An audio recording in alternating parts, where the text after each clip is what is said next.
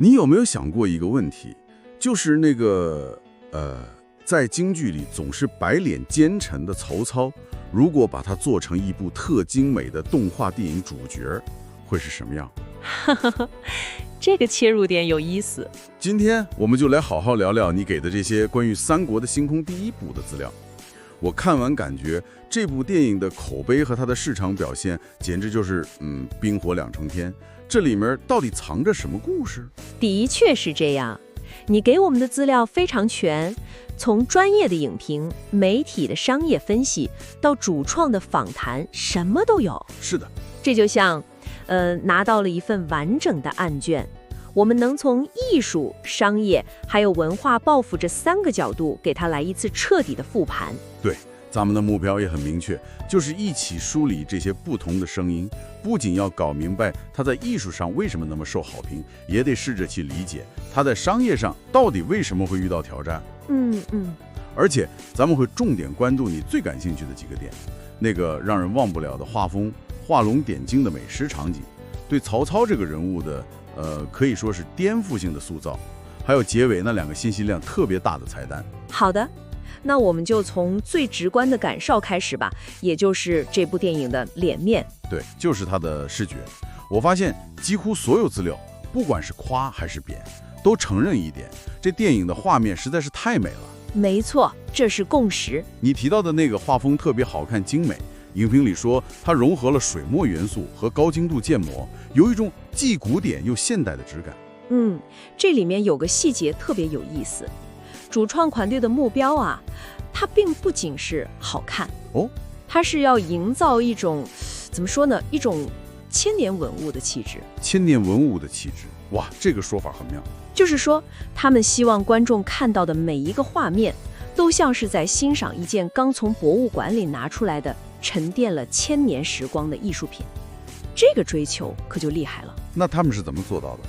不只是画得像就行了吧？当然不是，资料显示他们是下了笨功夫的。笨功夫？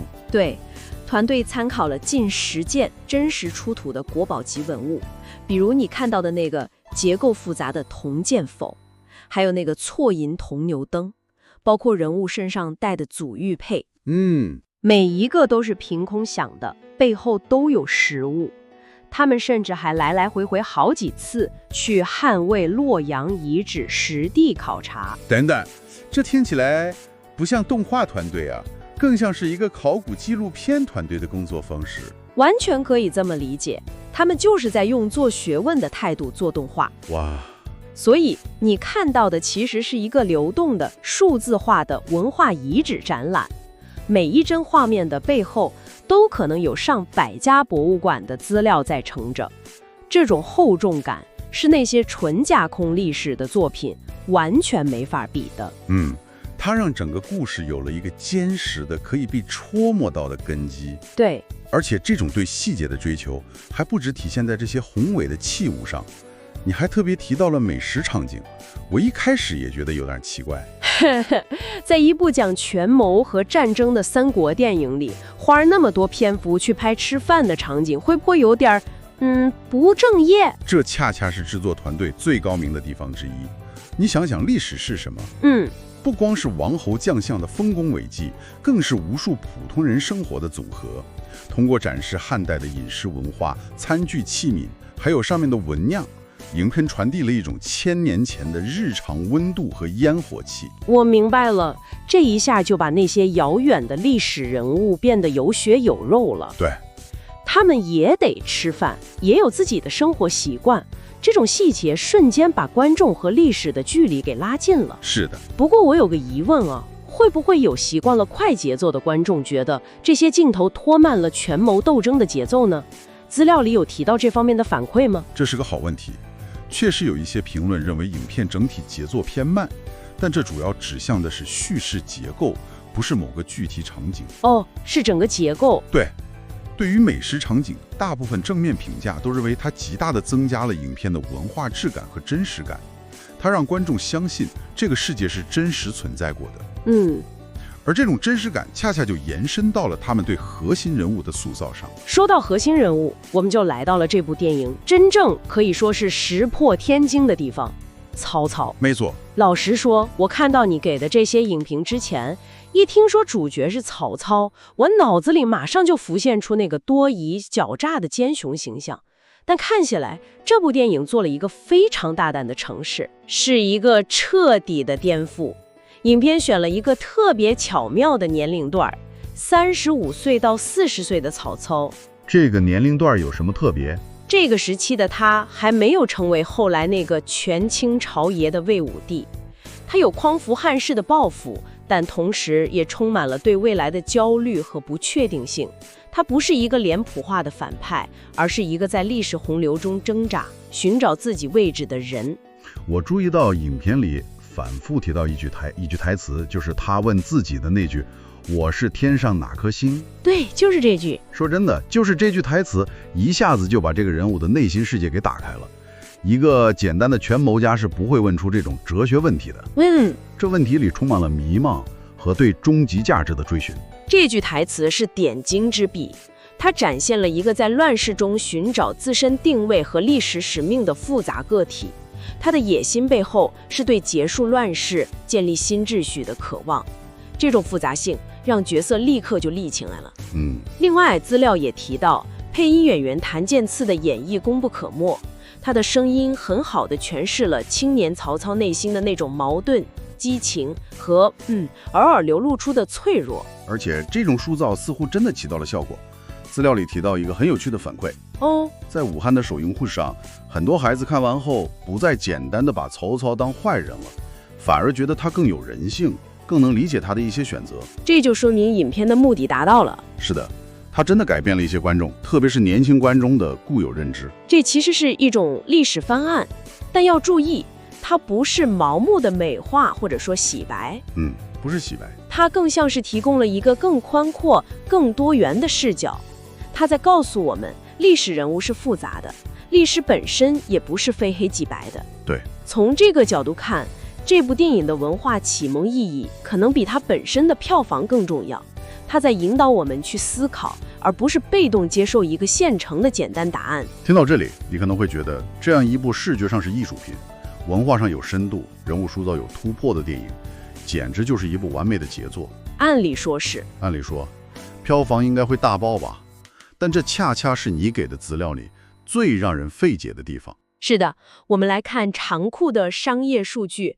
根据北京商报和界面新闻的报道，影片最终票房定格在8484万人民币，8000多万。对于一部制作周期长达数年的动画大片来说，这个成绩很明显是远不及预期的。但更让人震惊的是它的衍生品众筹。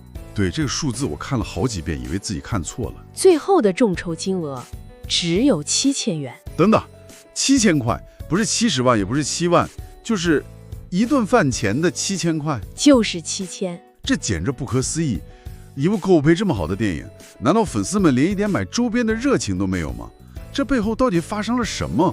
感觉完全不符合逻辑。你问到点子上了，这恰恰反映了一个非常深刻的结构性问题。首先，直接原因，一些评论认为影片的叙事节奏有问题，他想在一部电影里装下太多的历史事件，从讨伐董卓到挟天子以令诸侯，线索太多，导致主线不突出。信息量太大了。对，缺乏一个能瞬间点燃大众情绪的爆点。对于追求强情节、快节奏的普通观众来说，可能就显得有点闷了。我有点理解了，也就是说，它更像一部徐徐展开的历史画卷，而不是一部高潮迭起的商业大片。没错，观众走进电影院，可能是期待一场战狼式的感官刺激，结果看到了一部《清明上河图》式的艺术品。这个比喻很形象。这种预期差可能就导致了口碑的两极分化。正是这个道理，而这背后是虎嗅网一篇分析提到的。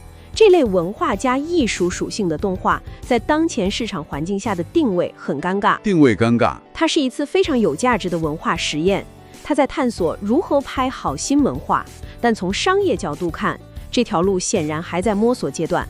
它没能有效地将影片的文化价值和观众的好感度转化成实实在在的商业回报。那7000元的众筹就是最惨痛的证明。是的，所以它的价值或许真的不应该只用票房来衡量。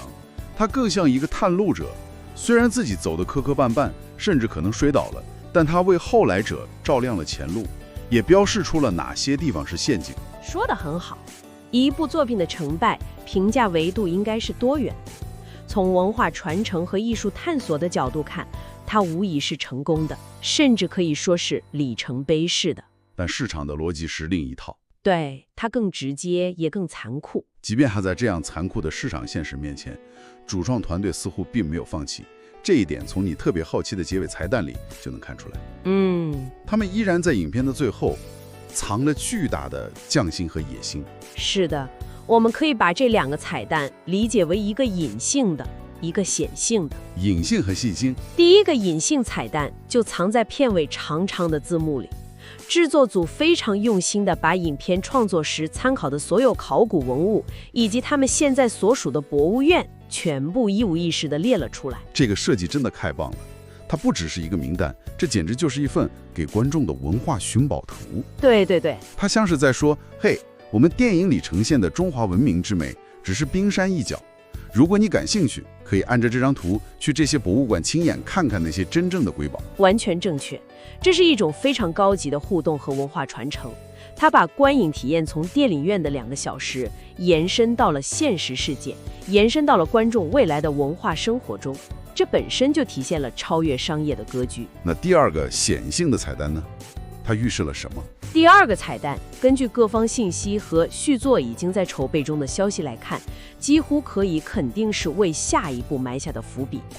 有续集。资料提到，续作将聚焦三国历史上最著名的战役之一——赤壁之战。哇，赤壁！因此，第一部片尾的彩蛋很可能就是关于赤壁之战的某些关键元素的预告，或者暗示了主要英雄们在这场大战中即将面临的命运。这就说得通了。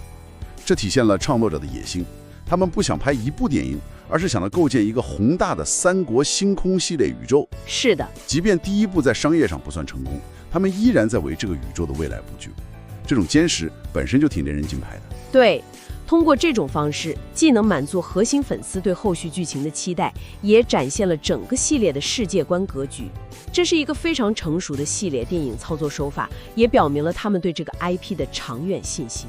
好了，梳理完所有这些信息，我们对三国的星空第一部的全貌就有了更立体的认识。它确实是一部极其复杂和多面的作品。在艺术上，它是一幅细节考究、意境悠远的文化画卷。在叙事上呢，它对曹操的重塑极具突破性，挑战了我们长久以来的刻板印象。同时，在文化价值上，它是一次可贵的历史启蒙，用一种非常美的方式，打开了让年轻人重新认识历史的一扇窗。但它也必须面对商业市场的残酷现实。在艺术的高高追求和大众的娱乐需求之间，它还在艰难地寻找那个黄金平衡点。那么，把所有这些信息综合起来看，它最终留下了一个什么样的问题给我们呢？我想，它给你也给我们所有人留下了一个非常有意思的问题去思考，就是当我们为现代观众去改变和呈现历史时，最终的目标应该是追求100%的史实精确，像教科书一样吗？还是应该抓住一种能与今天的人们产生强烈共鸣的、更深层次的人性真实？这部电影的探索，无论成功与否，都为我们提供了一个审视历史、艺术与市场三者关系的绝佳案例。的确如此，它让我们看到一部电影的价值远比一张票房成绩单要复杂得多。他提出的问题也许比他给出的答案更有意义。你有什么想法或喜欢的片段吗？欢迎在下方留言分享，我们一起交流。